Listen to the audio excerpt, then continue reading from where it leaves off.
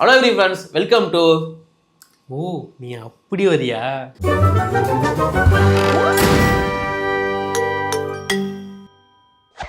அப்படிதான் வரும். இது என்னங்கிறது உங்க எல்லாருக்கும் தெரிஞ்சிருக்கும். சத்தியமா தெரியாது சார். கெஸ் த மூவி தான் இதோட பேசிக் கான்செப்ட். அண்ட் ஃபர்ஸ்ட் ஒரு எபிசோட் ரிலீஸ் பண்ணியிருக்கோம், இன்னும் பார்க்கலன்னா பார்த்துட்டு வந்துடுங்க. 2வது எபிசோடுக்கு அந்த இடத்துக்கு வேற ஒரு ஆள் வந்தாச்சு. அந்த அளவுக்கு நம்ம ஷோ வந்து இதுக்கப்புறம் இவனை வச்சு தான் கண்டினியூ பண்ணி ஆகணும், எனக்கு வேற வழி இல்லை. என்னடா சொல்றான் அவன்? பாடி லாங்குவேஜ் மச்சான். ஓ, இதுக்கு பேர் தான் பாடி லாங்குவேஜா? இதோட கான்செப்ட் என்னன்னா பேசிக்கா சொல்லிடுறேன். தமிழ்ல ஹிட்டான இல்ல ரொம்ப ஃபேமஸான படங்களை வந்து ட்விஸ்ட் பண்ணியோ இல்ல கேரக்டர்ஸ் ரிவீல் பண்ணியோ இல்ல கேரக்டர்ஸை சேஞ்ச் பண்ணியோ அந்த கதையை சொல்லுவோம். அந்த படம் என்னங்கிறத நான் சொல்ற படத்தை அவன் கண்டுபிடிப்பான், அவன் சொல்றதை நான் கண்டுபிடிப்பேன். படம் சொல்றது மட்டும் இல்லாம 3 குழுவுமே கொடுப்போம். கடைசியா உங்களுக்கு ஒரு படம் கொடுப்போம், அதை நீங்க கண்டுபிடிக்கணும். அண்டு நாங்க சொல்றதே நீங்க கண்டுபிடிக்கலாம், அதுவும் உங்க இன்க்ளூடட் தான். அண்டு இப்போ ஆரம்பிக்க போறது நீதான்.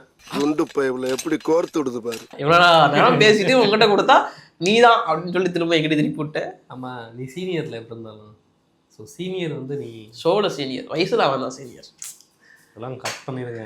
முடியாதுடா. ஃபர்ஸ்ட் படம் நான் என்னோட ஃபார்மேட்ல ஆரம்பிக்கிறேன். ஒரு அழகான லவ் ஸ்டோரி. அழகான லவ் ஸ்டோரி. ஆமாம், எண்டெல்லாம் ட்விஸ்ட்டு. சரி வைக்கிறேன். அதுக்கு முன்னாடி இதை நான் கேரக்டர்ஸ் ரிவீல் பண்ணிடுறேன். தன்னோட ஃபேஷனுக்காக வீட்டில் பார்க்குற பொண்ணு, ஃபேமிலி, சொத்து எதுவுமே வேணான்னு போகிற ஹீரோ. நாட்டோட பொது நலனுக்காக தன்னோட உயிரையும் பணைய வைக்கிற ஹீரோ.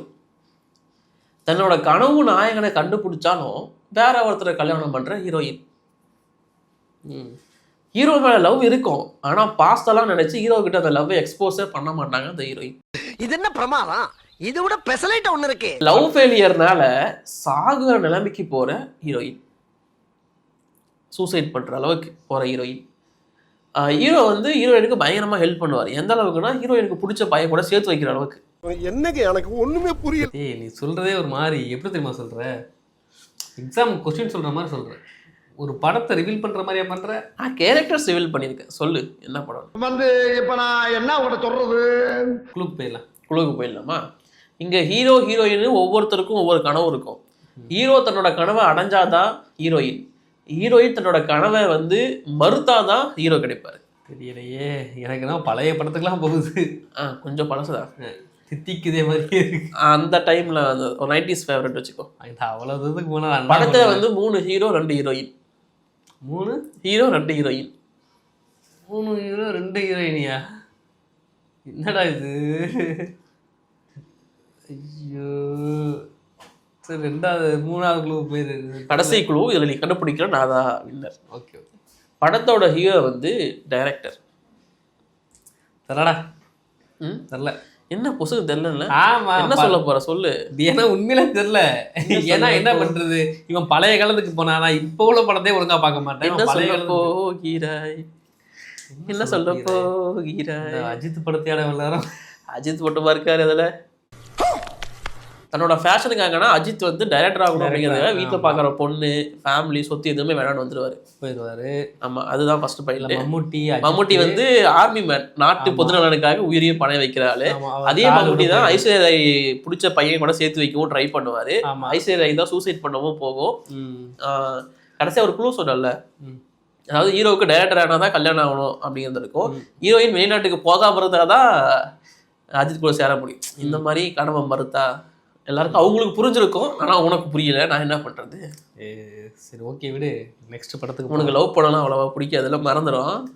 லவ் வெரி சரி. கல்யாணம் ஒரு குழந்தை இருக்கு. ஹலோ, ஆஃப்டர் டிவி இல்லையா? எனக்கு என்ன கல்யாணம் ஆகலைங்க. ஏன்டா பச்சை போய் பேசுற? ஓகே, நான் சொல்றேன். இந்த படத்துல ஒரு ஹீரோ இருக்காரு. சரியா? அந்த ஹீரோக்கு என்னன்னா ஒரு வேலையில் போய் ஜாயின் பண்ணுறாரு. அந்த வேலை அவருக்கு பிடிக்கல. சரியா? ஆனால் வேறு வழி இல்லை, வேலைக்கு போய் தான் ஆகணும்னு சொல்லிட்டு அந்த வேலைக்கு போயிட்டார். எப்படி அந்த போய் ஒரு கிளைண்ட்டை பேசணும்னு தெரில. ஸோ ஒரு கிளைண்ட்டை போய் தங்கி பேசுகிறார்.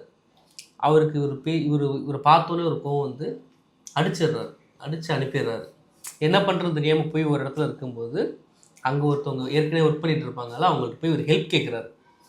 ஹெல்ப் கேட்டோடனே அவங்க என்ன பண்ணுறாங்கன்னா கூட்டிகிட்டு போய் நம்ம காஸ்டியூம் வைஸாக இப்படி தான் இருக்கணும் அப்படி இப்படின்னு சொல்லி கொஞ்சம் இது பண்ணுறாரு. ஸோ அதுக்கப்புறம் இவங்களோட சேர்ந்து ஒர்க் பண்ண இவருக்கு அந்த வேலை ரொம்ப பிடிச்சிருது.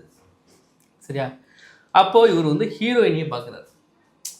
ஹீரோவுக்கும் ஹீரோயினுக்கும் பார்த்தோன்னே ஒரு மாதிரி கிளாஸ் ஆயிடுது. ஸோ ஹீரோ வந்து அடிக்கடி ஹீரோயினை பார்க்கறதுக்கு போவார். ஆனால் ஹீரோயின்கிட்ட என்ன வேலை பார்க்குறேன்னு சொல்ல முடியல. சரியா? இதுலேயே பாதி கண்டுபிடிச்சிட்டு ஸோ கடைசியில் வந்து ஹீரோயின் வந்து நீ என்ன வேலை பார்க்கணும்னு சொல்லுவோம் ஒவ்வொன்றா தட்டி சொல்லிட்டு போயிடுவார். என்ன உளறுகிறாய்? ஒவ்வொன்றா தட்டி விட்டு போயிடுவார். சொல்ல மாட்டார், ஏதாவது சமாளிச்சுட்டு போயிடுவார். இதாங்க சேருவாங்களா மாட்டாங்களா? சேர்ந்துருவாங்க, கடைசியாக சேருவாங்க. அதானே காதல்னால சேராமல் இருப்பாங்களா? சரி, க்ளூ. ஹீரோயினி வந்து என்ன ஒர்க்குன்னு கடைசியில் கண்டுபிடிச்சிடுறாங்க அவங்க. அதாவது ஹீரோவுக்கு தெரியாமையே கண்டுபிடிச்சிடுறாங்க. சரியா? ஆனால் இந்த வேலையை நினச்சி அவங்க எப்படி சொல்கிறது ஏற்றுக்கிட்டாங்க. ஓகே அப்படின்னு சொல்லி ஏற்றுக்கிட்டாங்க. இதுதான் ஃபஸ்ட்டு க்ளூ. அடுத்த க்ளூ, ஆக்சுவலி ஹீரோவுக்கு இது வேலையே கிடையாது. ஒரு மாதிரி இதாக ஒரு பார்ட் டைமாக வந்து பார்க்குற மாதிரி அம்மாக்காக கடைசி கண்டுபிடிச்சிட்டான். சரி, நீயே சொல்லிடு. அதான் கண்டுபிடிச்சது. அம்மாக்காக அந்த அடி வாங்குறாங்கிறது எங்கே? அது எங்கே அடி வாங்குவார்? எங்கே நம்ம ஃபஸ்ட் எடுத்தோடனே காரில் இருந்து கொஞ்சம் தடவிட்டு போய் ஒரு இடத்துல காசு வாங்கும்போது அடிச்சு அனுப்புவான் எதிர்மா டீ கடையில் வச்சு. ஸோ அதை சொன்னேன். ஓகே, விஜய்காரன். நான் விஜய் ஆண்டனியோட பெரிய ஃபேன், உனக்கு தெரியும். அவர் படத்தை கொண்டு வந்து என்கிட்ட சொல்லி சரி விடு. ஓகே, இது வந்து பிச்சைக்காரன்னா அது கனெக்ட் பண்ணிடு எப்படின்னு சொல்லலாம். அந்த கிளைண்ட் அடி வாங்கன்னு சொல்கிறது வந்து இவர் மொதல் பிச்சை எடுக்கிறதுக்கு ஒரு காரில் வந்து கிரீஸை தடிட்டு போய் தோணுவார். இவங்க இப்படி தான் தெரியுதாங்கன்னு சொல்லிட்டு கை கால் நல்லா வந்துட்டு வேலைக்கு போகாமல் இது. ரெண்டாவது இது கூச்சப்பட்டுட்டே இருக்கும்போது கோயிலில் இருக்கிற பிச்சைக்காரங்கள்ட்ட போய் ஹெல்ப் கேட்கும்போது அவங்க கூப்பிட்டு போய் இப்படி தான் ட்ரெஸ் போடணும். விஜய் ஆண்டனியை விட அந்த போனில் பேசுகிறவன் தான் சமட்டன் தெரியும் அந்த சமயத்தில். ஸோ அந்த இது சரியா? அப்புறம் ஹீரோயினி வந்து பீட்சா கடையில் பார்ப்பாங்க. ரெண்டு பேருக்கும் அப்பயே ஒரு மாதிரி பிடிச்சி போயிடும் அந்த கொசு அடிக்க போகும்போது. ஸோ இதாயிரும். கடைசியில் ஹீரோ ஃப்ரெண்ட்கிட்ட பேசும்போது ஹீரோயினை ஒட்டி கேட்டுருவாங்க. ஸோ வேலையை கண்டுபிடிச்சிருவாங்க. இன்னைக்கு நான் தான் வின்னர். ஓகே, ரெண்டாவது. ஸோ நீ தான் ட்ரீட் வைக்கணும் இன்னைக்கு லஞ்ச். எனக்கும் பாலாஜிக்கும் நான் வச்சுறேன், கண்டிப்பாக வச்சுறேன். காசு மட்டும் இவர் கொடுத்துருவார். இதோட பேச்சு நேற்று. சரி, ஓகே. இது வந்து எங்களோட படங்கள் தான். ஆல்ரெடி நீங்கள் கெஸ் பண்ணியிருப்பீங்கன்னு நான் நம்புகிறேன். இப்போ உங்களுக்கு ஒரு படம் சொல்கிறேன், அது என்ன படங்கிறத நான் அடுத்த ஒரு எபிசோடில் ரிவீல் பண்ணுறேன். ஸோ இந்த கதை முடிஞ்சால் நீயும் கண்டுபிடி. பாலாஜி உனக்கும் தான் இது. அதாவது இதுவும் ஒரு அழகான லவ் ஸ்டோரி. லவ் ஸ்டோரினாலே 80s போயிடுவானே. சரி, ஓகே, சொல்கிறேன். 80sலாம் நான் பிறக்க கூட இல்லை, நான் 90s பிறக்கலடா. சரி, ஓகே. அதாவது ஹீரோவுக்கும் ஹீரோயினுக்கும் மோதல்ல தான் ஆரம்பிக்குது காதல் அப்படின்னு வச்சுக்கோ. பட் இருந்தாலும் ஒரு மாதிரி ரிலேட்டிவ்ஸ் அப்படிங்கிறதுனால இந்த காதல் நல்லபடியாகவே வளர்ந்துட்டுருக்கு. பட் ஹீரோவுக்கு வந்து ஹீரோயினை பார்த்தா கொஞ்சம் பயம், இந்த மாதிரிலாம் சில விஷயங்கள்லாம் பண்ணிகிட்ருப்பாரு. அந்த சமயத்தில் வந்து ஹீரோயினோட அண்ணாவுக்கு வந்து ஒரு சின்ன பிரச்சனை வருது.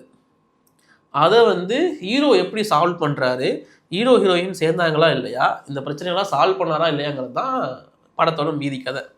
ஸோ இது என்ன படங்கிறத நீங்கள் கீழே கமெண்ட்டில் சொல்லுங்கள். தெரியலன்னா அடுத்த வீடியோவில் பார்த்து தெரிஞ்சுக்கோங்க. ஈஸியாக கண்டுபிடிச்சேன், இதை முன்னாடி சொல்லியிருக்கேன். சரி கண்டுபிடிச்சிட்டாங்க. ஒரே ஒரு குழுவில் கண்டுபிடிச்சிருப்பான் போல. சரி, நீங்கள் கண்டுபிடிச்சி கீழே கமெண்ட் பண்ணுங்கள். இப்போதைக்கு இந்த வீடியோ நாங்கள் முடிச்சுக்கிறோம். By by, thank you.